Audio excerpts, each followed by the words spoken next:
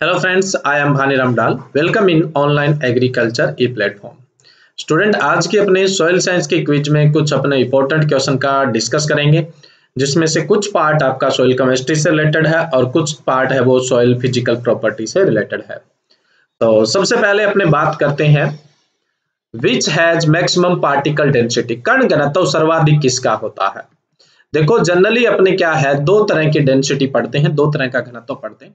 एक particle density होती है, एक बल्क डेंसिटी होती है। ठीक है, तो जनरल अगर अपने सीधा नॉर्मली डेंसिटी की बात करते हैं तो वेट बाय वॉल्यूम होता है, लेकिन यहाँ सॉइल में दो तरह की डेंसिटी होती है, एक पार्टिकल डेंसिटी होती है, एक बल्क डेंसिटी होती है, जो मैंने आपको सॉइल की फिजिकल प्रॉपर्टी में बताया था।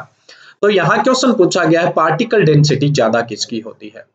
ऑप्शन ए है क्ले, ऑप्शन बी है सैंड यानी बालू, ऑप्शन सी है सिल्ट और ऑप्शन डी है नन ऑफ दिस, इनमें से कोई नहीं। तो बताइए कि पार्टिकल डेंसिटी सबसे ज्यादा किसकी होती है।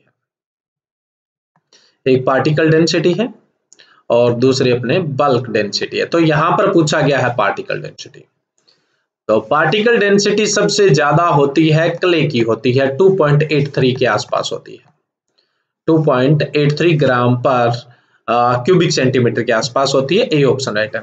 और जो बल्क डेंसिटी होती है वो सबसे ज्यादा सैंड सॉइल की होती है। बल्क डेंसिटी हमेशा सबसे ज्यादा सैंड सॉइल की होती है और पार्टिकल डेंसिटी होती है वो हमेशा क्ले सॉइल की होती है। एक दूसरे के ये अपोजिट है। तो फर्स्ट का जो राइट आंसर है वो ए ऑप्शन है। सेकंड नंबर क्वेश्चन है यहाँ पे, भू परिष्करण से स्थूल घनत्व पर प्रभाव पड़ता है, effect of tillage on bulk density.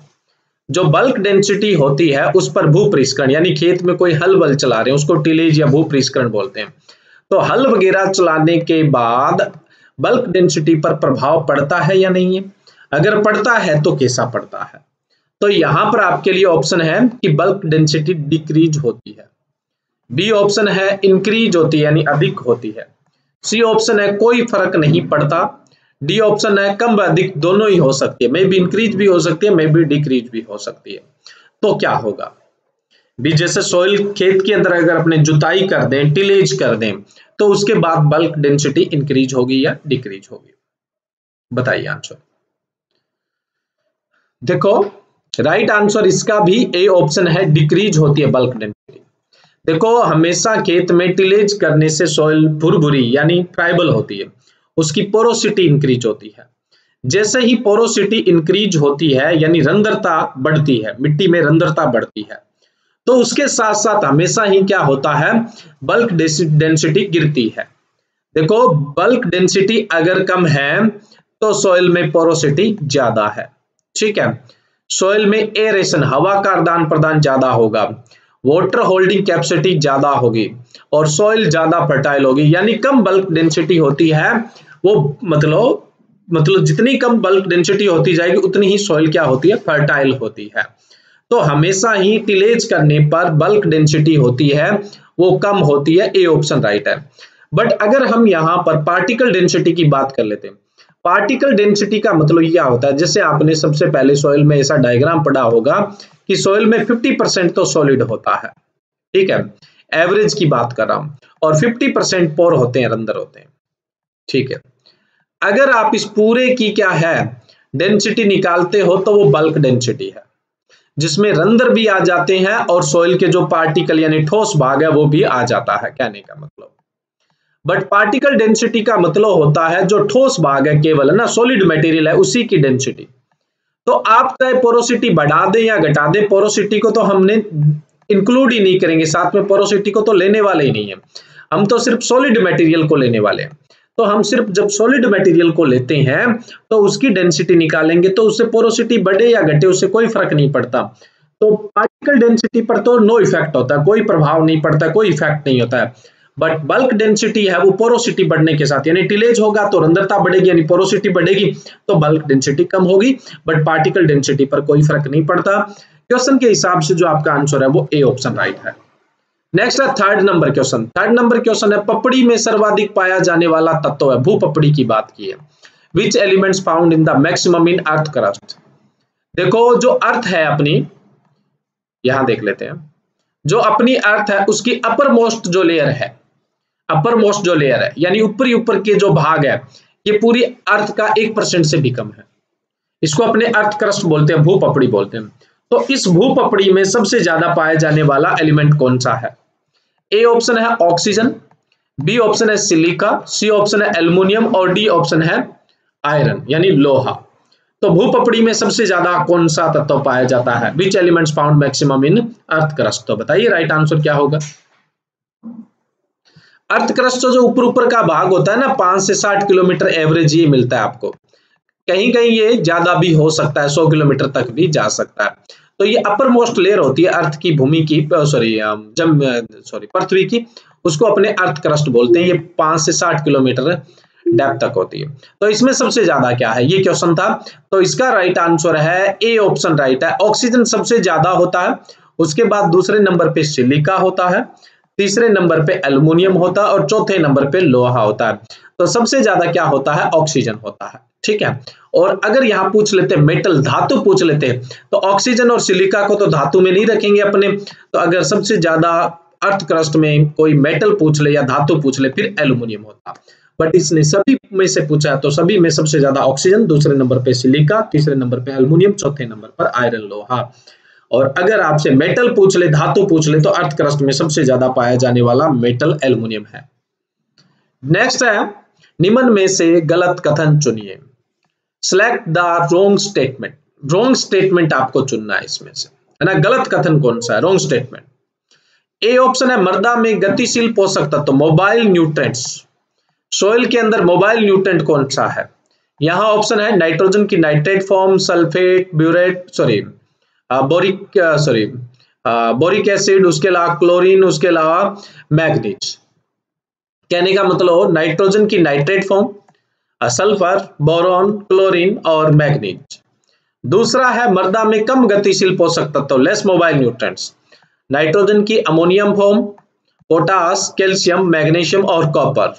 मृदा में अगतिशील इमोबाइल न्यूट्रेंट्स, ये डाइहाइड्रेट फास्फेट, मोनोहाइड्रेट फास्फेट। अगर यहाँ फास्फेट भी ऑप्शन में होता तो कोई दिक्कत नहीं है, तीनों एक ही ग्रुप में आते हैं। फास्फेट भी अपने यहाँ पे लिखा जा सकता था। और उसके अलावा जिंक, ये है इमोबाइल न्यूट्रेंट्स। और मृदा में बहुत गतिशील पोषक तत्व, मोबाइल न्यूट्रेंट, नाइट्रोजन की nitrate form, potash, boron, zinc और मैग्नीज। तो इनमें से रॉन्ग स्टेटमेंट कौन सा है? 3 स्टेटमेंट सही है, एक गलत स्टेटमेंट है। तो बताइए कौन सा है, फटाफट आंसर कीजिए आप।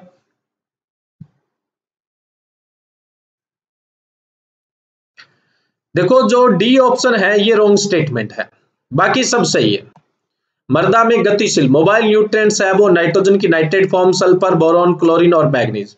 यहाँ मृदा में गतिशीलता का मतलब है जो वाटर के अंदर हाई सोल्यूबल होते हैं, जिसकी वजह से वो प्लांट को इजी मिल जाते हैं। पानी में घुल जाते हैं तो इधर उधर बहुत तेजी से मूव करते हैं। तो इस तरह के जो न्यूट्रिएंट होते हैं उनका लीचिंग से लॉस बहुत होता है या रन ऑफ से लॉस बहुत होता है, क्योंकि ये वाटर में बहुत ज्यादा सोल्यूबल होते हैं। तो ये सभी सही है। मृदा में कम गतिशील, लेस मोबाइल न्यूट्रिएंट्स, ये भी सभी सही है। नाइट्रोजन की ammonium form, potash, calcium, magnesium, copper, ये ठीक है। ये वाटर के अंदर लेस सोल्यूबल होते हैं, जिसकी वजह से इनको लेस मोबाइल बोलते हैं। इमोबाइल या मृदा में अगतिशील है ये फास्फोरस की तीनों form, dihydrate phosphate, monohydrate phosphate और फास्फेट। और उसके अलावा जिंक, तो ये पानी में घुलते नहीं है जल्दी से, जिसकी वजह से जहां पर इनको देते हैं वहां पर ये फिक्स हो जाते हैं, स्थिर हो जाते हैं, जिसकी वजह से मूवमेंट नहीं कर पाते हैं। इनकी तो ये भी प्रॉब्लम रहती है कि प्लांट को बहुत मुश्किल से मिलते हैं। जब भी अपने बेस्ट प्रैक्टिस करते हैं तो इनके लिए हम कुछ ऐसे बायो फर्टिलाइजर काम में लेते हैं जो इनको सोल्युबलाइज फॉर्म में ले आए। जैसे कुछ फंगस काम में लेते हैं, कुछ माइकोराइजा काम में लेते हैं, कुछ बैक्टीरिया काम में लेते हैं जो इनको सोल्युबलाइज कर देते हैं पानी के अंदर, जिसकी वजह से प्लांट को ये जल्दी मिल जाते हैं। तो ये तीनों स्टेटमेंट तो सही है, सिर्फ चौथा स्टेटमेंट है वो गलत है। एक यहाँ पे इंपॉर्टेंट क्वेश्चन मैं आपको और बता देता हूं, सबसे ज्यादा जो सोल्यूबल होता है वो नाइट्रोजन की नाइट्रेट फॉर्म होती है। सभी न्यूट्रिएंट में सबसे ज्यादा जो सोल्यूबल होता है वो नाइट्रोजन की नाइट्रेट फॉर्म होती है। और सबसे कम जो सोल्यूबल होता है यानी इमोबाइल न्यूट्रिएंट्स होता है, सबसे ज्यादा इमोबाइल नेचर का जो होता है वो फास्फोरस की तीनों फॉर्म है, डाइहाइड्रेट फास्फेट, मोनोहाइड्रेट फास्फेट और फास्फेट। ये मैक्सिमम इमोबाइल है। और जो मैक्सिमम सोल्यूबल है वो कौन सा है? नाइट्रोजन की नाइट्रेट फॉर्म। ये भी इंपॉर्टेंट क्वेश्चन रहता है आपके लिए, इसको भी साथ में आप याद रखिए। नेक्स्ट है संयुक्त रूप से लिए जाने वाले पोषक तत्व। देखो संयुक्त रूप से, या मैं बात करूं कि जो कॉम्प्लेक्स फॉर्म में लिए जाते हैं या कंपाउंड फॉर्म में जो लिए जाते हैं वो पोषक तत्व कौन से?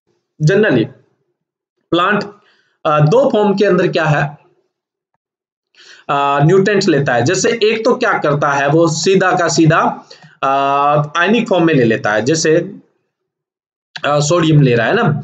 एक क्या होता है मतलब कंपाउंड फॉर्म में लेता है।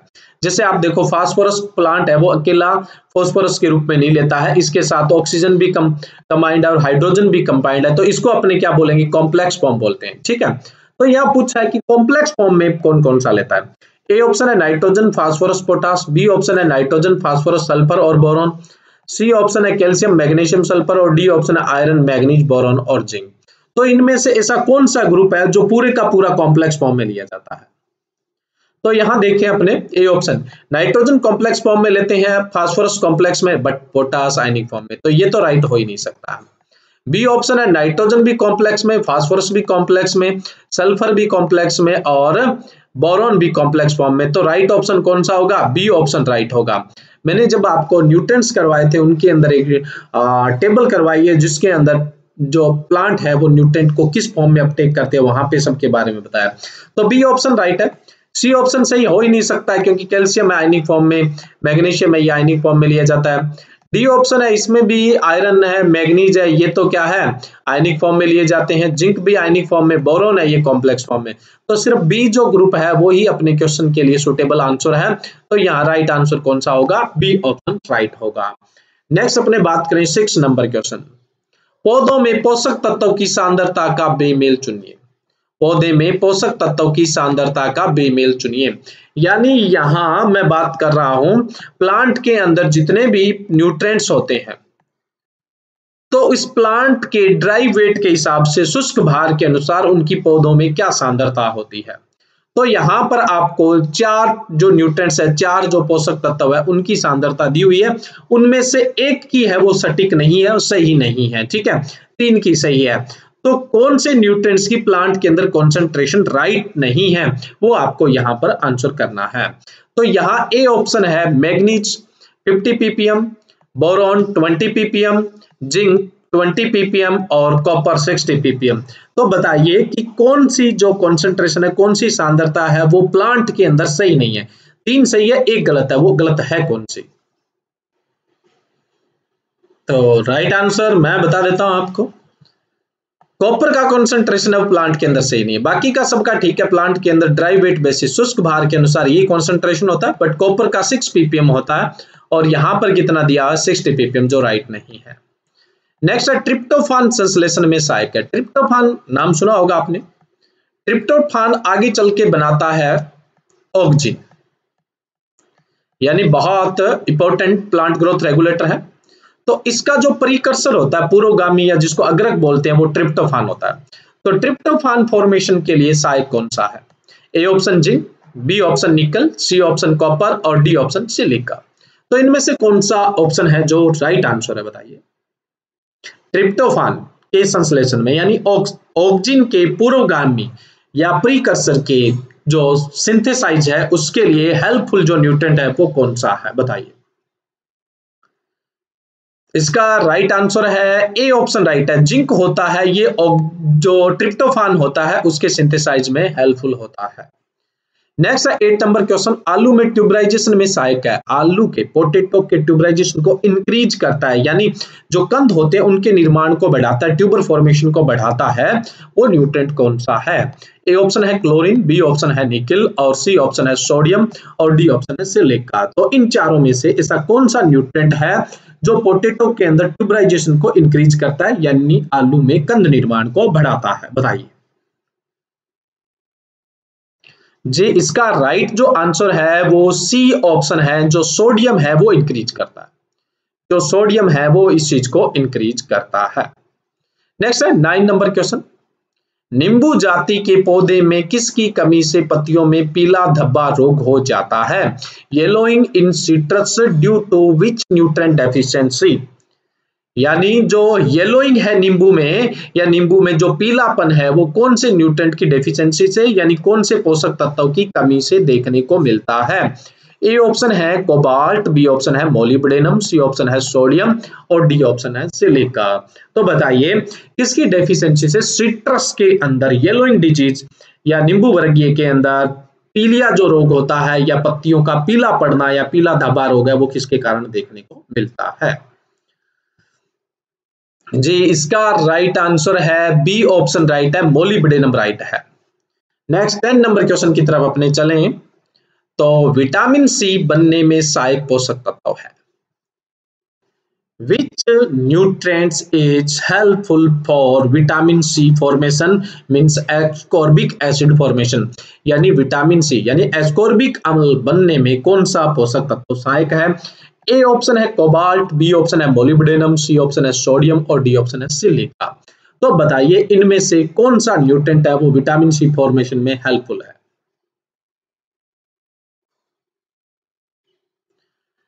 जी राइट आंसर है इसका बी ऑप्शन, मोलिब्डेनम होता है वो सहायक होता है। मोलिब्डेनम है ये विटामिन सी फॉर्मेशन में सहायक होता है। वहीं पे अगर मैं बात करूं कोबाल्ट जो होता है ये विटामिन बी12 फॉर्मेशन में सहायक होता है, बी12 फॉर्मेशन में सहायक होता है। अगर हम बात करते हैं यहां कॉपर की तो कॉपर केरोटीन बनने में सहायक होता है। कॉपर है वो किसके फॉर्मेशन में सहायक होता है? केरोटीन फॉर्मेशन यानी विटामिन ए फॉर्मेशन में सहायक होता है। विटामिन बी12 फॉर्मेशन में कोबाल्ट सहायक होता है। विटामिन सी फॉर्मेशन में मोलिब्डेनम सहायक होता है और विटामिन बी फॉर्मेशन में बी की बात करूं तो मैं विशेष करके थायमिन और राइबोफ्लेविन यानी विटामिन बी1 या बी2 की बात करूं। वैसे जो मैं पूछ रहा हूं ये बी1 से लेकर बी9 तक फॉर्मेशन के लिए सहायक होता है। तो बी जो विटामिन बी है उसके फॉर्मेशन में हेल्पफुल जो न्यूट्रेंट होता है वो कौन सा होता है? तो वो सल्फर होता है। तो बी फॉर्मेशन में सल्फर, ए फॉर्मेशन में कॉपर, बी12 फॉर्मेशन में कोबाल्ट और सी फॉर्मेशन में मोलिब्डेनम। तो ये याद रखना यहाँ क्वेश्चन था सिर्फ विटामिन सी का, तो बी ऑप्शन राइट था अपना। नेक्स्ट इंपॉर्टेंट क्वेश्चन है ऐसा पोषक तत्व जो पौधे में 1 मिलीग्राम प्रति ग्राम से कम शुष्क भार के अनुसार पाया जाता है उसे कहते हैं। क्वेश्चन क्या है? कोई भी प्लांट है अगर हम उसका ड्राई वेट देखें, शुष्क भार निकालें और उस शुष्क भार में ड्राई वेट में कोई भी न्यूट्रेंट कुल शुष्क भार के या मैं बात करूं 1 ग्राम शुष्क भार में, टोटल 1 ग्राम शुष्क भार है और उसमें कोई न्यूट्रेंट 1 मिलीग्राम से कम है। टोटल 100 ग्राम उसका ड्राई वेट है, 100 ग्राम किसी प्लांट का ड्राई वेट है और उसमें कोई न्यूट्रेंट 1 मिलीग्राम से कम है। आपको पता है 1 ग्राम में 1000 मिलीग्राम होता है, 1 ग्राम में क्या होता है 1000 मिलीग्राम। तो we can say 1 gram equal to 1000 milligram, यानी एक 1 ग्राम है उसमें 1000 मिलीग्राम होता है। तो अगर किसी प्लांट के ड्राई वेट या शुष्क भार या कार्बन का भार एक ही बात होता है, किसी पौधे को जला के उसकी राख का जो भार होता है वो ड्राई वेट, शुष्क भार या फिर उसको अपने कार्बन वेट बोलते हैं। तो उसमें से अगर किसी न्यूट्रेंट की जो मात्रा 1 मिलीग्राम से कम है, 1 मिलीग्राम से कम है तो अपने उसको क्या बोला जाएगा, क्या कहेंगे उसको? ए ऑप्शन है वृहद पोषक तत्व, ए ऑप्शन है वृहद पोषक तत्व, ठीक है। बी ऑप्शन है सूक्ष्म पोषक तत्व, वृहद का मतलब होता है मैक्रो न्यूट्रिएंट, ठीक है। बी ऑप्शन है सूक्ष्म तत्व, सूक्ष्म पोषक तत्व जिसका मतलब होता है माइक्रो न्यूट्रिएंट। सी ऑप्शन होता है अति सूक्ष्म पोषक तत्व, अति सूक्ष्म पोषक तत्व। अति सूक्ष्म पोषक तत्व को अपने इंग्लिश में बोलते हैं ultra micro nutrient, ultra micro nutrient, ठीक है, अल्ट्रा माइक्रो न्यूट्रिएंट। और डी जो ऑप्शन है वो है उपरोक्त सभी, ऑल ऑफ दिस। तो बताइए यहां पे राइट आंसर क्या होगा? अगर किसी प्लांट के ड्राई वेट में, शुष्क भार में किसी न्यूट्रेंट की जो कॉन्सेंट्रेशन है, मात्रा है, क्वांटिटी है वो 1 मिलीग्राम 1 मिलीग्राम से कम है तो उसको अपने क्या बोलेंगे? तो उसको जी अपने बोलेंगे सूक्ष्म पोषक तत्व बोलेंगे, माइक्रो न्यूट्रिएंट्स बोलेंगे। अगर 1 मिलीग्राम से मात्रा ज्यादा होती, 1 मिलीग्राम से अगर मात्रा ज्यादा होती तो अपने उसको बोलते मैक्रो न्यूट्रिएंट, तब हम उसको क्या बोलते? मैक्रो न्यूट्रिएंट बोलते। और मात्रा अगर अगर मात्रा अगर 0.1 मिलीग्राम से कम होती, 0.1 मिलीग्राम से भी कम होती, तब हम उसको बोलते अल्ट्रा माइक्रोन्यूट्रेंट बोलते। ठीक है, तो यहाँ 1 मिलीग्राम से कम पूछा है तो उसको अपने माइक्रोन्यूट्रेंट या सूक्ष्म पोषक तत्व बोलेंगे। बी ऑप्शन यहाँ पर राइट है। किसी पौधे के ड्राई वेट बेसिस अगर किसी न्यूट्रेंट की मात्रा 1 मिलीग्राम से ज्यादा है तो मैक्रो, 1 से कम है तो माइक्रो, और 0.1 मिलीग्राम से कम है 1 ग्राम भार में तो वो अल्ट्रा माइक्रोन्यूट्रेंट कहलाएगा। ये तो है इसकी मात्रा के हिसाब से। अगर हम पीपीएम के हिसाब से बात करें, अगर पीपीएम कॉन्सेंट्रेशन के हिसाब से बात करें तो अगर किसी प्लांट न्यूट्रेंट का कॉन्सेंट्रेशन है वो 1000 पीपीएम से ज्यादा है तो वो मैक्रो है, 1000 पीपीएम से कम है तो वो माइक्रो न्यूट्रेंट है, और मात्रा 1 पीपीएम से भी कम है, कॉन्सेंट्रेशन 1 पीपीएम से भी कम है, तब अपने उसको अल्ट्रा माइक्रो न्यूट्रेंट बोल देते हैं।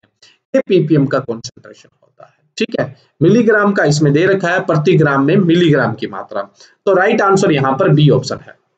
नेक्स्ट है 12 नंबर क्वेश्चन।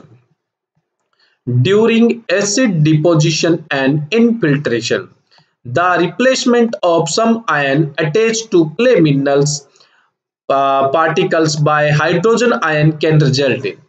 देखो, ड्यूरिंग एसिड डिपोजिशन, एसिड का डिपोजिशन होता है, इनफिल्ट्रेशन होता है यानी अंतःस्त्रावन होता है, यानी अम्ल का जमाव होता है, अंतःस्त्रावन होता है, कुछ आयनों को जो हाइड्रोजन आयन होते हैं वो रिप्लेस कर देते हैं। कुल मिला के मृदा अम्लीय हो रही है तो उससे क्या होगा? A option increased crop growth, फसल की वृद्धि बढ़ेगी। B option less vulnerability to drought disease and pest, रोग कीट और जो सूखा है उसका प्रभाव कम देखने को मिलेगा। C option decrease soil fertility, मृदा की उत्पादकता गिरेगी। और डी ऑप्शन है इंक्रीज ट्री ग्रोथ, जो पेड़ है उनकी वृद्धि बढ़ेगी। तो बताइए कि एसिड के जमाव की वजह से, साल्ट के नीचे जाने की वजह से, हाइड्रोजन आयनों की ज्यादा कॉन्सेंट्रेशन की वजह से क्या इफेक्ट पड़ना है? ए ऑप्शन है कि पौधों की वृद्धि बढ़ेगी, इंक्रीज क्रॉप ग्रोथ। दूसरा ऑप्शन है कि जो सूखा उसका प्रभाव नहीं दिखेगा, रोगों का प्रभाव नहीं दिखेगा, कीटों का प्रभाव नहीं दिखेगा। सी ऑप्शन है जो फर्टिलिटी है, उत्पादकता है वो गिरेगी। और डी ऑप्शन है वो पेड़ों की जो वृद्धि है वो बढ़ेगी। अगर सॉइल एसिडिक हो रही है या फिर बेसिक हो रही है, सॉइल फर्टिलिटी होती है वो डिक्रीज होती है। राइट जो ऑप्शन होगा वो यहां पर सी ऑप्शन राइट होगा। नेक्स्ट है 13 number question. Which of the following is not a characteristic of a minerals? In 4 option में से 3 करेक्टर तो मिनरल के हैं, एक करेक्टर मिनरल का नहीं है, वो कौन सा है? मिनरल क्रिस्टल स्ट्रक्चर में हो सकते हैं, दूसरा है मिनरल कार्बनिक ऑर्गेनिक हो सकते हैं, सी ऑप्शन है नेचुरल अकरिंग प्राकृतिक में बने हुए हो सकते हैं, और डी ऑप्शन ये सॉलिड हो सकते हैं। तो इनमें से एक ऐसा करेक्टर है जो मिनरल्स के लिए नहीं है, बाकी सब मिनरल के करेक्टर है। बताइए राइट आंसर क्या होगा? फर्स्ट ऑप्शन ठीक है, क्रिस्टल में हो सकते हैं। दूसरा ऑर्गेनिक, मिनरल कभी ऑर्गेनिक नहीं होते हैं, इनऑर्गेनिक होते हैं। तीसरा नेचुरल अकरिंग होते हैं, कोई डाउट ही नहीं है, सॉलिड होते हैं। तो राइट ऑप्शन कौन सा मिला अपने को? B option. तो जो मिनरल्स होते हैं वो ऑर्गेनिक नहीं होते हैं, वो इनऑर्गेनिक होते हैं, तो यहां बी ऑप्शन राइट है। नेक्स्ट है 14 number question. All of the following are broad classes of rock except. देखो यहां पर 4 प्रकार की चट्टानें दी हुई है, जिसमें से 3 वर्गीकरण जो है वो तो बड़े लेवल के वर्गीकरण में है, एक है वो बड़े लेवल के वर्गीकरण का वर्गीकरण नहीं है, यानी वो बड़े लेवल का जो ब्रॉड क्लासिफिकेशन है उसके अंदर वो ब्रॉड क्लास में नहीं आता है, वो ब्रॉड क्लास में नहीं आता है। ऐसा कौन सा क्लासिफिकेशन है जो ब्रॉड क्लास में नहीं आता है? ए ऑप्शन है सेडिमेंट्री, बी ऑप्शन है इग्निस, सी ऑप्शन है मेटामॉर्फिक, और डी है crystal. A option sedimentary, sedimentary का मतलब अवसादी परतदार है ना चट्टान।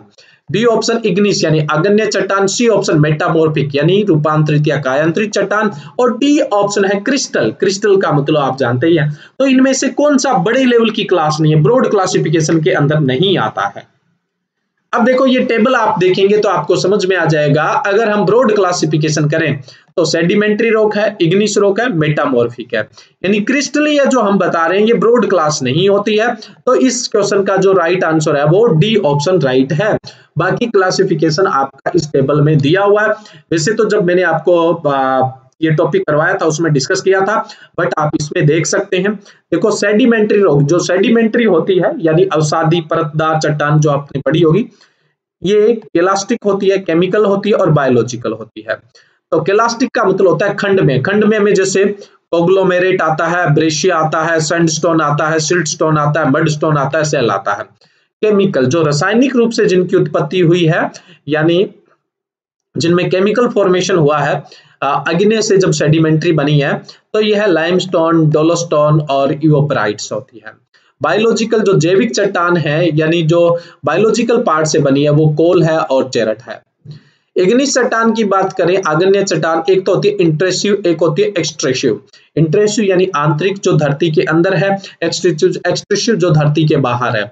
यानी जो मेग्मा था वो धरती के अंदर ही सेटल हो गया तो वो इंट्रेसिव है, और धरती के बाहर, अर्थ के बाहर हो गया तो वो एक्सट्रेसिव है, वाह चट्टान है। तो आंतरिक चट्टान के एग्जाम्पल आप देखो, गेब्रो है, डायोराइट है और ग्रेंडोराइट है, ग्रेनाइट है, ये एग्जाम्पल है।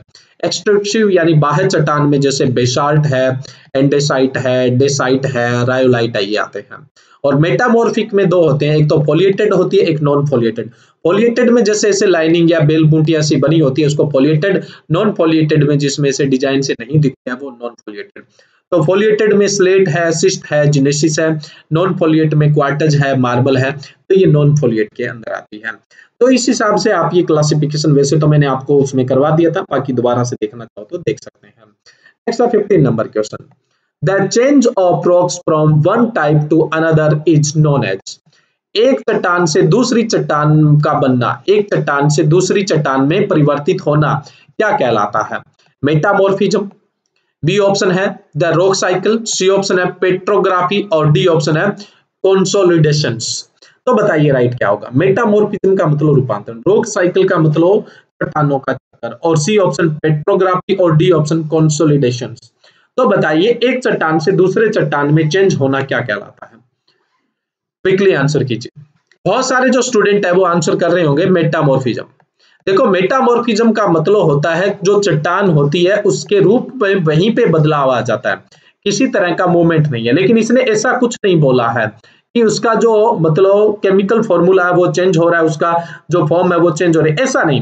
हो सकता है कि उससे अवसादी बन रही हो, यानी सेडिमेंट्री बन रही हो सकता है उससे मेटामॉर्फिक रो, कोई सी भी तो बन सकती है, इसने ऐसा तो बोला ही नहीं है पर्टिकुलर। तो मेटामॉर्फिज्म नहीं बोलेंगे, रूपांतरण नहीं है जरूरी, हो सकता है ये ट्रेवल करके दूसरी जगह सेटल हो रही। तो इस तरह से एक रोग से दूसरी रोग में चेंज होता है, उसको अपने रोग साइकिल बोलते हैं। बी ऑप्शन इंपॉर्टेंट क्वेश्चन है ये, 15 का जो राइट ऑप्शन है वो बी ऑप्शन राइट है, इसको अपने रोग साइकिल बोलेंगे। नेक्स्ट है 16 number question, soil is develop most directly through. जो मिट्टी है वो कौन सी प्रक्रिया से सीधी बनती है? ए ऑप्शन है मूविंग, टेक्टोनिक प्लेट, जो टेक्टोनिक प्लेट्स होते हैं उनके मूवमेंट की वजह से। बी है अर्थक्वेक की वजह से, यानी अर्थक्वेक बोले तो जिसको अपने भूकंप बोल देते हैं। सी ऑप्शन वेदरिंग, वेदरिंग का मतलब होता है अपक्षय। और एक होता है मास वॉशिंग, यानी बहुत सारा मतलब वॉश आउट होने की वजह से चट्टानें ब्रेक हुई है। तो मिट्टी डायरेक्ट किससे बनती है, कौन सी प्रोसेस है इनमें से? हालांकि ये सभी जो प्रोसेस है ये मतलब चट्टानें उनको तोड़ती है धीरे धीरे, कहीं ना कहीं सॉइल फॉर्मेशन के लिए रेस्पॉन्सिबल होगी, बट इनमें से एक ऐसी प्रोसेस है जो डायरेक्ट सॉइल फॉर्मेशन के लिए रेस्पॉन्सिबल है। तो हम जाहिर सी बात है रॉक वेदरिंग पढ़ते हैं, उसमें सॉइल फॉर्मेशन भी तो पढ़ते हैं। सी ऑप्शन राइट है वेदरिंग, सी ऑप्शन राइट है वेदरिंग यहाँ पे, यानी चट्टानों का अपक्षय है वो डायरेक्ट क्या है, मिट्टी का निर्माण करता है। तो सी ऑप्शन राइट है। नेक्स्ट है 17 number question, soil is a complex mixture of. मिट्टी है वो किसका कॉम्प्लेक्स मिक्सचर है? सोइल है वो किसका कॉम्प्लेक्स मिक्सचर है? ए ऑप्शन है मिनरल न्यूट्रिएंट्स का, यानी खनिज पदार्थों का। बी ऑप्शन है इरोडेड रॉक्स का, यानी उठी हुई चट्टानों का। सी ऑप्शन है या टूटी हुई चट्टानों का, उभरी हुई चट्टानें जो टूटी हुई चट्टानें हैं। सी ऑप्शन है वो एयर एंड वाटर है, और डी ऑप्शन है ऑल ऑफ द अबव। तो सॉइल जो है उसमें मिनरल्स भी होता है, टूटी हुई चट्टानें भी है, हवा भी है और वाटर भी है, तो सभी चीज है। तो राइट ऑप्शन क्या होगा? डी ऑप्शन राइट होगा, all of these above right यहां पर होगा। नेक्स्ट है 18 number question, a cross section view of the in a soil is properly termed as। Question ध्यान से देखो, किसका क्रॉस सेक्शन क्या कहलाता है? ये चारों ऑप्शन में से सेट करना है आपको, मतलब ये खाली स्थान भरना है, फिल इन द ब्लैंक करना है। ए ऑप्शन है ओरिजिन और प्रोफाइल, बी ऑप्शन है ओरिजिन और सैंपल, सी ऑप्शन है profile and sample, D option है सरफेस, लिटर और प्रोफाइल। जो पहला ऑप्शन है वो यहाँ पे फिल होगा और जो सेकंड है इधर वाले वो यहाँ पे फिल होगा। तो यहाँ क्या पूछा है, किसी मिट्टी का क्रॉस सेक्शन यानी जो खड़ा काट है ना, क्रॉस सेक्शन किसका खड़ा काट मृदा के अंदर, उसको हम क्या कहते हैं? तो इसका राइट आंसर क्या होगा? देखो ए ऑप्शन राइट है, ओरिजिन, सहस्त्र, मिट्टी में सहस्त्र का खड़ा काट, मिट्टी में सहस्त्र का खड़ा काट, यहाँ ओरिजिन आ जाएगा। A cross section view of the origin in a soil is properly term, जिसको हम अच्छी तरह से क्या बोलते हैं, सॉइल प्रोफाइल यानी मृदा प्रच्छेदिका बोलते हैं। तो ए ऑप्शन राइट है इस फिल इन द ब्लैंक के लिए। तो 18 नंबर क्वेश्चन का राइट ऑप्शन है वो ए ऑप्शन है। वैसा ही फिर से मैं आपको क्वेश्चन बता रहा हूं, एज इट इज वेदर्ड, मतलब इसके अवशेष से give rise to the sea origin, मतलब इसके अवशेष से सी ओरिजिन बनता है। किसके अवशेष से? पेरेंट मटेरियल की वजह से, ट्रांसलोकेशन की वजह से, सब सॉइल की वजह से और बेड रॉक की वजह से। सॉइल प्रोफाइल तो आपने पढ़ा ही है, उसके अंदर मैंने आपको ये बताया है कि जो सी ओरिजिन बनता है वो किससे बनता है, बताइए सी ओरिजिन किससे बनता है? सी ओरिजिन बनता है बेड रॉक जो होती है उनकी वेदरिंग से बनता है, जो नीचे चट्टाने होती है उनके टूटने की वजह से वो सी ओरिजिन बनता है, सी सेंसर बनता है। तो यहाँ पर राइट ऑप्शन होगा वो आपका डी ऑप्शन राइट होगा। नेक्स्ट 20 नंबर क्वेश्चन है, लीचिंग अकर्स व्हेन, लीचिंग कब होती है? लीचिंग का मतलब क्या होता है, वाटर जब नीचे की तरफ मूवमेंट कर रहा है, डाउनवर्ड मूवमेंट कर रहा है, तो उसके साथ कुछ घुलकर नीचे जाता है तो अपने क्या बोल देते हैं, उसको लीचिंग बोल देते हैं, निक्षालन बोलते हैं। तो निक्षालन इन चार केस में से ऐसा कौन सा केस है तब होगा? ह्यूमस इज डिसॉल्व, जब ह्यूमस पानी में घुल जाता है तब। Water remove soluble soil components, देखो वाटर रिमूव पानी निकलता है, सोल्यूबल सॉइल कंपोनेंट, जो सोल्यूबल सॉइल कंपोनेंट्स होते हैं उनसे जब वाटर निकलता है। C option organic compound slowly decays, जो ऑर्गेनिक मैटर है वो धीरे धीरे डिकम्पोज होता है तब। और डी ऑप्शन है rock is shattered by frost action, मतलब जो फ्रॉस्ट होता है उसकी वजह से चट्टानें टूटती है तब लीचिंग होती है। तो इन चारों में से कौन सा ऑप्शन है वो लीचिंग के लिए सही है? ह्यूमस है वो घुलता है तब लीचिंग होती है। Water remove soluble soil components, B option था अपना पानी के अंदर जो घुलनशील घटक होते हैं उनको निकालना, रिमूव करना। सी ऑप्शन है जब कार्बनिक पदार्थ होते हैं वो धीरे धीरे डिकम्पोज होते हैं। और डी ऑप्शन है पाला जमने की वजह से चट्टानें जो टूटती हैं तब। तो यहाँ पे लीचिंग कब होगी बताइए? लीचिंग का मतलब क्या होता है? पानी के साथ कुछ घुलकर नीचे जाना, लीच डाउन बोलते हैं। तो इसका जो राइट आंसर है वो कौन सा होगा बताइए? यहाँ पे दो ऑप्शन आपको कंफ्यूज कर सकते हैं। पहला ऑप्शन तो क्या है, ह्यूमस से डिसॉल्व, ह्यूमस जो है वो पानी में घुल जाए। बी ऑप्शन है water remove soluble soil components, पानी में घुलनशील जो मिट्टी में घटक होते हैं उनको निकालना। तो यहां पर ये घटक नीचे जाने की बात तो नहीं कही, जो सॉइल के अंदर ऐसे साल्ट होते हैं जो पानी में घुलकर नीचे की तरफ मूव करते हैं तो उसको लीचिंग बोलते हैं। और ह्यूमस है वो भी पानी के अंदर घुलकर नीचे की तरफ मूव करता है तो वो भी लीचिंग होता है। तो एक्यूरेट जो ऑप्शन दिया है वो ए ऑप्शन दिया हुआ है, ह्यूमस इज डिसॉल्व, यानी जो ह्यूमस है वो घुलकर नीचे जाता है तो अब अपने उसको लीचिंग बोल सकते हैं। नेक्स्ट है 21 number question, humus is, humus क्या है? Indicative of very acidic soil. B option है लाइट कलर्ड और नियरली व्हाइट। सी ऑप्शन है poisonous to the soil micro organism. D option है डीकम्पोज ऑर्गेनिक मैटर। मतलब ह्यूमस क्या है? जो एसिडिक सॉइल है, बहुत ज्यादा एसिडिक सॉइल है वो है, या बहुत ज्यादा एसिडिक सॉइल के लिए रेस्पॉन्सिबल वो है। ए ऑप्शन तो ये है। बी ऑप्शन है लाइट कलर का होता है, लगभग व्हाइट जैसा होता है। सी ऑप्शन ये है कि ये जो सॉइल में पाए जाने वाले माइक्रो ऑर्गेनिज्म है उनके लिए जहरीला है।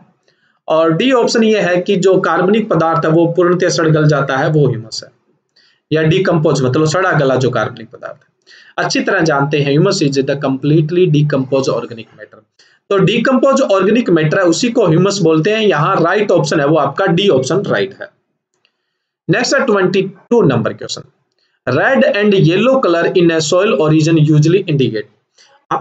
आपको पता है कि जब अपने सॉइल कलर एनालाइज करते हैं तो हमें उसकी सॉइल की प्रॉपर्टी पता चल जाती है। वैसे ही यहां पर पूछा गया है कि अगर मिट्टी का रंग लाल और पीला है तो इसका मतलब क्या है, किस बात को वो दर्शा रहा है। लाल और पीला जो रंग है वो मिट्टी की किस बात को दर्शा रहा है। ए ऑप्शन है हाई परसेंटेज ऑफ सैंड, यानी इसमें बालू की मात्रा बहुत ज्यादा है। B option high percent of lime and gypsum, इसमें लाइम यानी चूना और जिप्सम की मात्रा ज्यादा है। C option oxidation of iron in the soil, iron का ऑक्सीडेशन हुआ है इसके अंदर।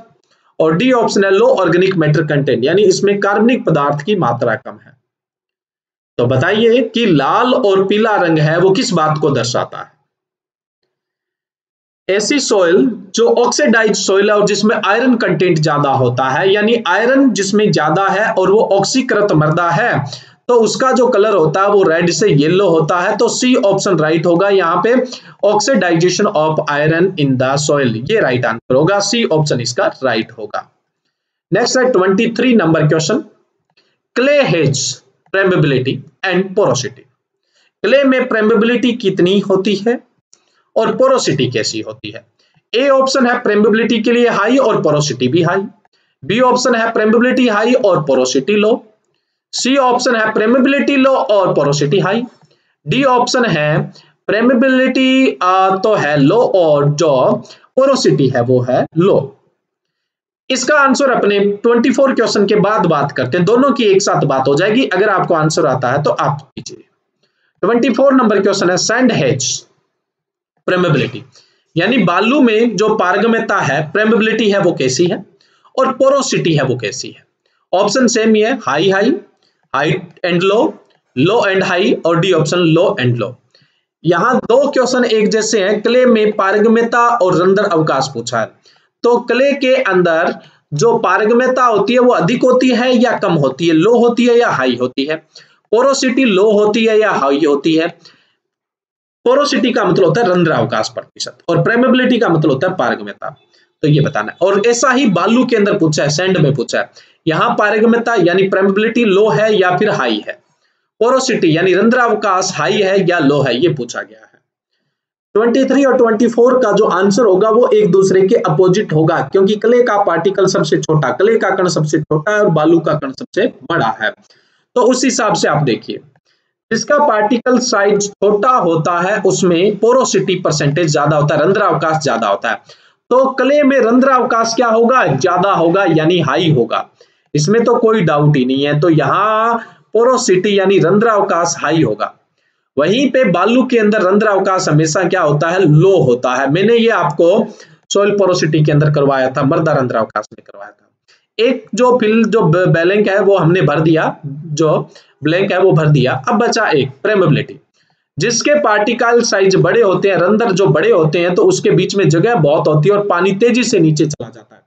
तो पानी जिसमें तेजी से नीचे जाता है उसकी पारगम्यता ज्यादा है, उसकी परमेबिलिटी ज्यादा है। तो जिसके पार्टिकल साइज बड़े होते हैं, कण का आकार बड़ा होता है, उसकी पारगम्यता परमेबिलिटी ज्यादा होती है।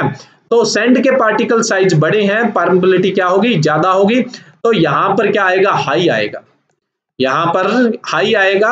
और यहां पर क्या आएगा, क्ले के पार्टिकल साइज छोटे हैं तो उसकी परमेबिलिटी क्या होती है, लो होती है। तो जो क्ले मिट्टी होती है उसकी पारगम्यता या परमेबिलिटी होती है वो लो होती है, यानी सी ऑप्शन में लो दिया हुआ देखो। और जो पोरोसिटी रंध्र अवकाश होता है वो हाई होता है। तो 23 का जो राइट आंसर होगा वो सी ऑप्शन राइट होगा। और 24 में आप देखिए, जो बालू होती है उसकी पारगम्यता ज्यादा होती है, हाई होती है, और जो पोरोसिटी होती है, रंध्र अवकाश होता है, वो लो होता है। तो इस हिसाब से राइट ऑप्शन होगा वो बी ऑप्शन आएगा। तो 23 का सी ऑप्शन राइट है और 24 का बी ऑप्शन राइट है। नेक्स्ट अपने 25 नंबर क्वेश्चन की बात करें, soil texture which moderate physical and chemical property includes. ऐसी कौन सा मृदा कणाकार है जिसकी जो फिजिकल प्रॉपर्टी जो है, यानी जिसके भौतिक गुण है, और केमिकल प्रॉपर्टी यानी रासायनिक गुण है, वो बीच के होते हैं। ए ऑप्शन है क्ले और सिल्ट, क्ले और सिल्ट का ऐसा है। बी ऑप्शन है सैंड एंड लोम, सैंड और जो लोम है, बालू और लोम है, उसमें ऐसा होता है। सी ऑप्शन है क्ले एंड लोम में ऐसा होता है। और डी ऑप्शन है सिल्ट और लोम में ऐसा होता है। यानी जो उसकी भौतिक गुण और रासायनिक गुण है वो बीच के हैं, मॉडरेट है, फिजिकल और केमिकल प्रॉपर्टी मॉडरेट है। ऐसा कौन सा सॉइल टेक्सचर ग्रुप है जिसके अंदर मॉडरेट होती है? बहुत ही शानदार क्वेश्चन है, बताइए इसका आंसर क्या होगा जी? इसका राइट आंसर होगा डी ऑप्शन, सिल्ट और जो लोम होती है उसकी जो फिजिकल और केमिकल प्रॉपर्टी होती है वो मॉडरेट होती है। तो 25 का डी ऑप्शन राइट है। ऐसे बहुत सारे सॉइल के अंदर अपने क्वेश्चन का डिस्कस करेंगे। आज के इस क्विज में बस इतना ही, नेक्स्ट के जो क्वेश्चन है वो अगले अपने क्विज में डिस्कस करेंगे। Thank you.